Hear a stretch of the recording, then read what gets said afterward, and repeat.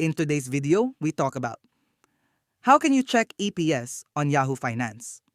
Watch until the end of the video to learn everything you need. Go to Yahoo Finance. Visit Yahoo Finance. Search for a stock. Use the search bar at the top of the page to enter the ticker symbol of the stock you're interested in. Navigate to the stock summary page. Once you've selected the stock, it will take you to its summary page. Find EPS on the Summary tab. On the Summary tab, scroll down until you find the section labeled Profile or Statistics. EPS on the Financials tab. You can also check EPS under the Financials tab by looking at the income statement.